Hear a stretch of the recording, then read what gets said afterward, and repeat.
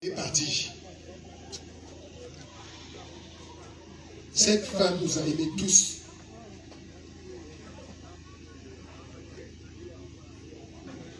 Mais vous tous aussi, je m'adresse à la grande famille. Nul n'est parfait en cette terre. Mais chaque jour, ses enfants et moi, nous parlions avec elle. De quoi?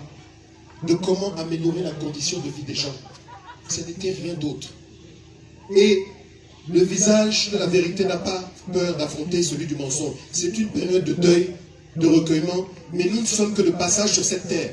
Quel est le temps qui nous reste à vivre? Celui qui sait n'a qu'à lever le doigt. Et certains ne sont pas venus pour accompagner d'autres. Voici une femme qui, toute sa vie, toute son énergie, l'a vouée à la solidarité, je le dis sans embâche. Et je m'adresse à la jeunesse de mon village ici en Kolbogo pour vous donner des exemples. Tout ce qui est ici,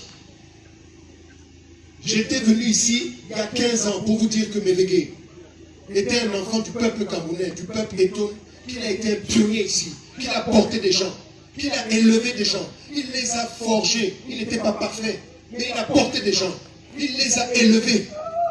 Et quand je regarde, quand il a rejoint la case de la visite, ce que son épouse, avec notre soutien, a tenté de faire pour vous ici, je dis que chaque fois qu'on demande à quelqu'un de veiller sur ce bien commun, on nous demande de vous envoyer de l'argent. Qui a amené un dispensaire ici? Qui faisait des routes ici pour que vous puissiez continuer à évoluer?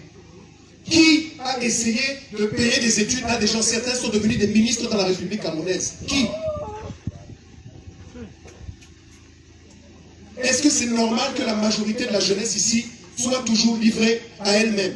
Quand j'ai fini le deuil, il y a 15 ans ici, nous nous sommes réunis avec la jeunesse de Kolbogo. Et je me suis engagé parce que j'ai dédié ma vie à l'observation de ce que mes parents m'ont dit, à savoir Mévégué et son épouse, que nous appelions affectueusement Madame Patriarche. Ça n'était pas de la phallocratie, mais c'était un témoignage d'amour. Quand nous nous sommes réunis, nous avons fait des réunions, des conciliabules. Nous avons décidé de faire des choses. Rien n'a marché parce que chacun tirait la couverture à lui. On allait faire comment? Chacun commençait à dire oh non, c'est pas moi. Et nous sommes, puisque nous sommes des talents, puisque c'est comme ça qu'on nous appelle, sachez que Mévégué m'a initié. Il me parlait tous les jours. Je l'appelais 10 fois par jour, même si j'étais en France. Et je ne comprends pas que tout ce qui est ici, c'est à vous. Et que nous n'ayons pas été capables de perpétuer, elle se battait seule, combattue par certains membres de sa famille, dont certains ne sont même pas venus ici à ce deuil. Je le dis, allez dire.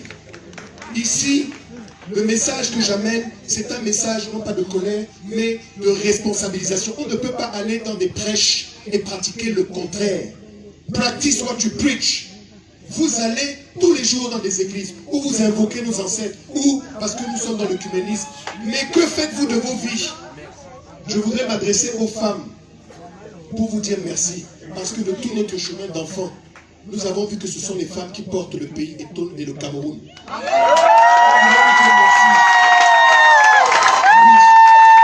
je vais vous dire pourquoi. Je vais vous dire pourquoi. Quand Mévégué est décédé, je me suis désisté sur la succession pour donner à cette femme le titre de la légitimité de notre succession. Pourquoi? Parce que les femmes sont marginalisées dans nos familles. Pourquoi nous faisons ça? Donc je ne vais pas m'étaler. Je voulais juste vous dire que le sens de sa vie, elle n'était pas parfaite. Chaque fois qu'elle nous sollicitait pour des pèlerinages, nous nous engagions à l'accompagner. Mais les œuvres, c'était pour faire du bien. Ce n'était même pas pour elle. Moi, je suis par exemple quelqu'un de très dématérialisé. Vous seriez très surpris. Donc, je vous invite simplement à tenter, pour le peu de temps qu'il nous reste à vivre ensemble, d'améliorer nos conditions de vie et de partager ensemble.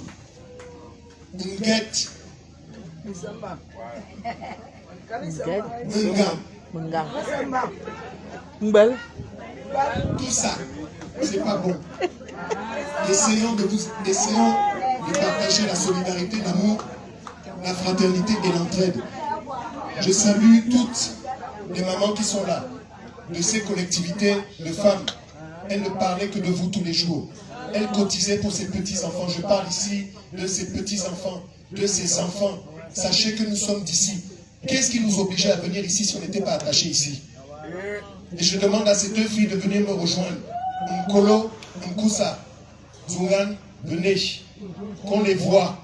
Parce que quand Mevege est parti, certaines personnes disaient oui, mais est-ce qu'ils nous ont laissé des gens?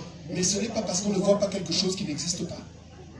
Mais nous avons essayé, tenté de faire des choses. Et nous avons fait des choses. Mais malheureusement, nous devons aussi évoluer dans nos mentalités. Pas d'injonction, en toute humilité, vous redire merci au nom de toutes nos familles pour votre engagement, sollicitude et pour l'honneur que vous faites à cette femme qui restera à jamais gravée dans nos cœurs. Nous tenions à vous remercier. Merci à tous. À vous, un bruit. Dans quelques instants, une collation.